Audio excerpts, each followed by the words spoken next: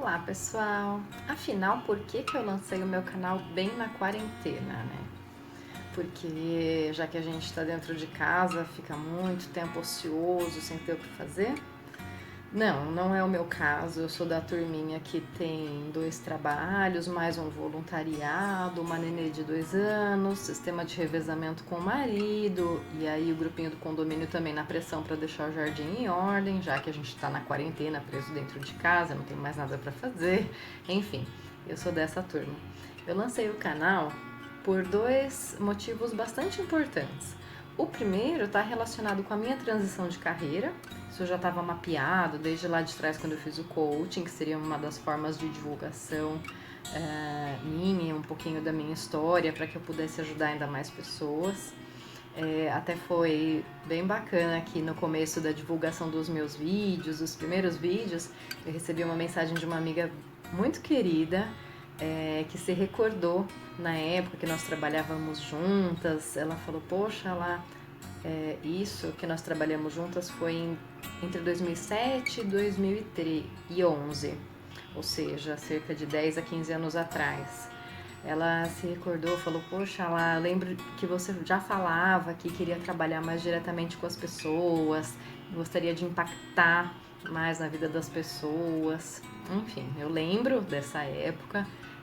Lembro que os meus incômodos internos, meus questionamentos sobre minha missão de vida, etc., começaram lá antes até disso, por volta de 2004, quando eu me formei em Direito. Um pouquinho depois de me formar, eu já comecei a rever essas questões e buscar algo que eu ainda não sabia o que era.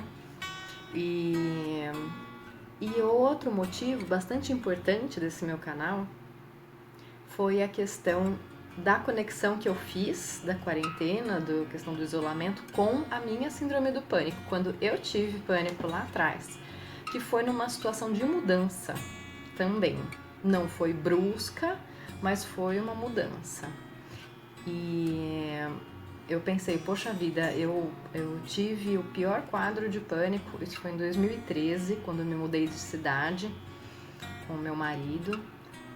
Foi uma mudança planejada, nós quisemos nos mudar, nós buscávamos mais qualidade de vida e nós encontramos isso no lugar para o qual a gente mudou, onde a gente vive até hoje, que nos surpreende positivamente até hoje. E foi tudo sob controle ali, planejadinho, e ainda assim, pro nosso organismo, inconscientemente, sempre é uma mudança muito maior do que a gente imagina conscientemente, racionalmente, né? E essa mudança que a gente está vivenciando agora, da quarentena, foi uma mudança imposta e de uma hora para outra. Tanto é assim que tanto acontece isso, né? Que logo que a quarentena começou, a gente já começou a ver na internet notícia de pessoas com crises de ansiedade, crises de pânico. Então, é por isso, por mais que a gente ache que está sob o nosso controle, falando, não, eu tô segura em casa, tô fazendo a minha parte, tô fazendo o meu melhor, enfim, a gente não tá falando aqui da parte racional, a gente tá falando do inconsciente, do que tá por trás, né, da nossa mente, do nosso corpo, por que a gente sofre, né, com essas mudanças. Um exemplo é até quando as pessoas são transferidas de uma hora para outra, por exemplo, pelo trabalho, para morar num outro país ou numa outra cidade, encaram uma nova cultura. Muitas vezes a pessoa que está sendo transferida pelo trabalho não sente tanto, mas a pessoa que acompanha aí sofre emocionalmente, fisicamente. Outro exemplo é quando uma pessoa próxima da família vem a falecer de uma hora para outra, de repente. Isso varia muito de pessoa para pessoa também, tá, pessoal? Por exemplo, nesse caso de um falecimento de um ente querido. Tem gente que cai na hora já, física e emocionalmente, já fica mal, fica doente, já começa a sofrer. Tem gente que não, que segura a onda e tal, e na medida em que a situação vai se acalmando, aí que vai vindo o sofrimento, é aí que vão vindo os sintomas. Então, é isso que pode acontecer. Não sei se isso pode estar acontecendo com você ou com alguém próximo.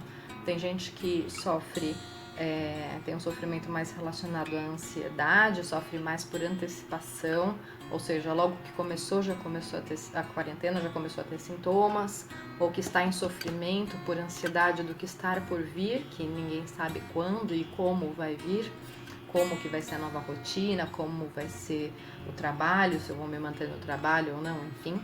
Tem gente que sofre durante e tem gente que sofre depois do evento, depois que o evento passa.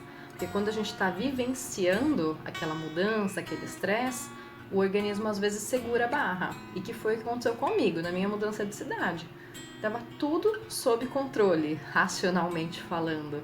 Era uma mudança planejada, que eu e minha família queríamos muito.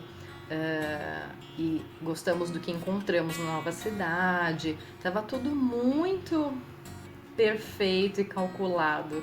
E aí, 1 ou 2 meses depois que nós nos mudamos, eu comecei a passar bem mal. Eu já tinha tido muitos períodos de muitas crises de ansiedade e crises de pânico também antes disso, antes de 2013. Mas quando a gente se mudou, eu entrei numa síndrome mesmo do pânico. Um período eu passava mal quase que 24 horas por dia, durante o dia, durante a noite direto. Mas vai ter um vídeo específico aqui sobre isso, se você quiser saber mais. E foi então que eu conectei, eu falei, poxa vida, o auge da minha síndrome do pânico foi quando eu fiz uma mudança desejada. Imagina quando é uma mudança imposta, sobre a qual a gente não tem qualquer controle, né? Nem do momento em que foi imposta e nem da continuidade disso, como vai ser, o que vai ser. Então, esse vídeo, na verdade, tem o intuito final de deixar um recado, um lembrete para você. Se alguém já te falou isso, ou se você já viu isso em algum lugar, em algum vídeo, ou leu, não deixe de cuidar da sua saúde mental e emocional. Pode ser que você esteja bem, esteja se sentindo bem, passando bem, administrando bem esse período, mas pode ser também que o seu organismo esteja dando conta, porque agora ele tem que segurar as pontas. E aí depois, quando tudo passar, aí se você não tiver fortalecido mentalmente, emocionalmente, podem vir sintomas, crises de ansiedade. Se você souber de pessoas que não estão se sentindo bem já nesse momento, e tem muitas já com crises de pânico e ansiedade, auxiliem essas pessoas, conversem, sejam um ombro amigo, um bom ouvinte, e ajudem-nas a se cuidarem, deem sugestões, porque é muito importante nesse momento a gente olhar para a saúde mental e emocional, tá bom? Tem muitas formas de fazer isso. As minhas preferidas são psicoterapia, meditação e a própria EFT, a terapia que eu trabalho também. Mas tem muitas formas da gente buscar autoconhecimento e para passar essas fases de forma mais tranquila, inclusive o pós. Busque a forma que mais te agrada de autoconhecimento e de cuidar da mente, de cuidar do emocional, de forma que seja bom e bacana para você inserir isso na sua rotina, que seja agradável você inserir essa prática na sua rotina, porque isso precisa ser uma rotina e que se você ainda não tem, que se mantenha mesmo após a quarentena e pelo resto da vida, porque isso é como check-up que a gente vai fazer no médico anual. No caso da saúde mental, saúde espiritual, saúde emocional, a gente tem que cuidar todo dia um tiquinho. Então, que seja algo agradável, que você coloque na sua rotina, se você ainda não tem nada na sua rotina sobre isso. E com certeza você não vai perder nada com isso, só vai ganhar, tá bom? Cuide-se e até mais.